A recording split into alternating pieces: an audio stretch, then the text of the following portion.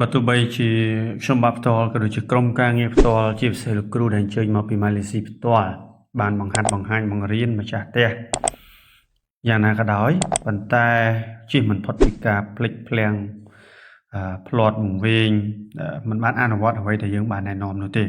ញ្ចឹងវាបង្កឲ្យមានចន្លោះខ្វះខាតនៅក្នុងផ្ទះតិចកម្មបាទជំរាបសួរពុកម៉ែបងប្អូនសាជាថ្មីម្ដងទៀតបាទថ្ងៃនេះជួបជាមួយខ្ញុំបាទត្រីនិមលអ្នកឯកទេសសង់ផ្ទះតិចកម្មបាទចឹងថ្ងៃនេះនាំអារម្មណ៍បងប្អូនទាំងអស់គ្នាបាទមកចូលមើលផ្ទះតិចកម្មថ្មីមួយទៀតបាទចឹងនេះគឺជាសកម្មភាពណាបងប្អូនទាំងអស់គ្នាបាទសកម្មភាព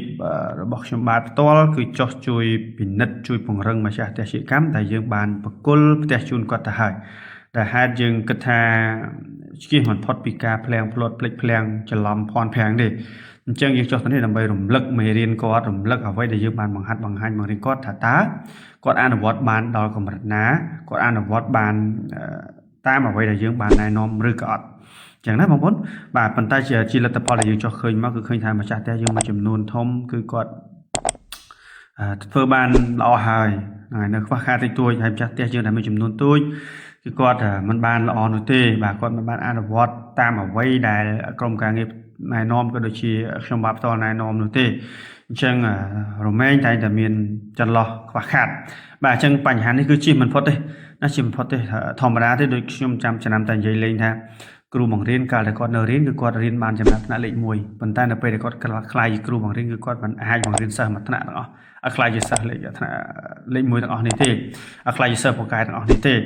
ដោយហេតុគឺត្រូវអាស្រ័យពឹងទៅលើសិស្សនឹងផងដែរថាគាត់យកចិត្តទុកដាក់បានកម្រិតណាបាទអញ្ចឹងយើងត្រឡប់មកវិញតើតើនៅរបបផ្ទះជីកម្មក៏ដូចគ្នាដែរបើយើងចង់ឲ្យផ្ទះរបស់យើងដំណើរការល្អទទួលបានទិន្នផលល្អបាទសម្បុកច្រើនកំណើនសត្វច្រើនបាទលក់បានតម្លៃល្អទាល់តែបងប្អូនទាំងអស់គ្នាយកចិត្តទុកដាក់តាមដានមើលថែត្រួតពិនិត្យបាទជាប្រចាំនៅអ្វីដែលជារឿងដែលយើងត្រូវធ្វើនៅក្នុងផ្ទះតិចកម្មណាបងប្អូនទាំងអស់គ្នាបាទអញ្ចឹងយើងរកស៊ីរបរណាយើងត្រូវតែប្រោតទៅលើវាបើធ្វើឲ្យបានរបរនេះមិនជាឲ្យយើងរវល់ខ្លាំងក៏ពិតមែនប៉ុន្តែក៏ត្រូវការយើងជាម្ចាស់ផ្ទះហ្នឹងគឺត្រូវការយកចិត្តទុកដាក់តាមដានត្រួតពិនិត្យផងដែរយើងអាចប្រឡែងវាចោលទេអញ្ចឹងអ្វីដែលបងប្អូនត្រូវត្រួតពិនិត្យនោះគឺទី1បងប្អូនត្រូវតាមដានប្រព័ន្ធសំឡេងរបស់វាណាសំឡេងតើវាលឺស្អាតអត់វាមានដាច់វាមានរ៉ែវាមានងេវាមានងអីអត់អញ្ចឹងណាបាទវាមានមានតាក់មានទើអត់អញ្ចឹងសំឡេងយើងតាមដានពីទី1សំឡេងអេហ្គុយទី2គឺអំភ្លីបងប្អូនត្រូវត្រួតពិនិត្យតាមដានវាបាទហើយនឹង USB ផងដែរយើងតាមដានវាថាតើវាមានដើរតាក់ដើរអីអត់អញ្ចឹងណាបាទអញ្ចឹងកាលណាដែលវាមានចំណុចដែលមិនល្អគឺបងប្អូនត្រូវរកវិធានការដើម្បីដោះស្រាយវាជាបន្តកុំទុកណាបាទហើយទី2ប្រព័ន្ធទឹក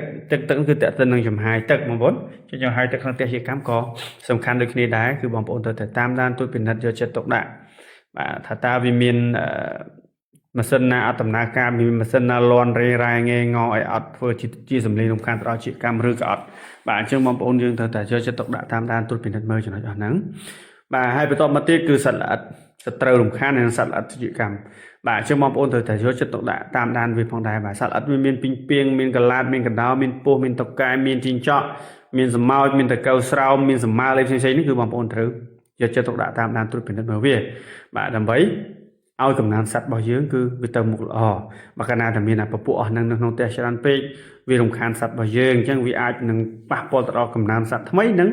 បាត់បង់នៅសត្វចាស់របស់យើងនៅក្នុងផ្ទះផងដែរអញ្ចឹងយើងត្រូវតែយកចិត្តទុកដាក់ត្រូវតែតាមដានវាណាបងប្អូនទាំងអស់គ្នាបាទបងប្អូនមិនអាចគ្រាន់តែមានចិត្តមើលថាចង់បានផ្ទះជីកម្មមួយជោគជ័យចង់បានផ្ទះជីកម្មមួយដែលទទួលបានទិន្នផលល្អសម្បុកច្រើននោះទេគឺបងប្អូន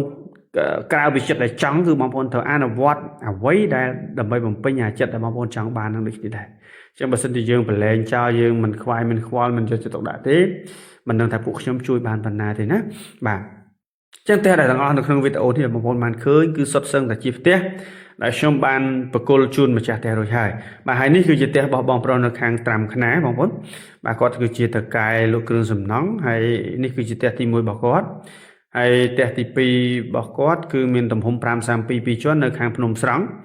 បាទហើយផ្ទះទី3របស់គាត់គឺនៅ532 2ជាន់ដែរនៅខាងទឹកដីខេត្តតាកែវវិញ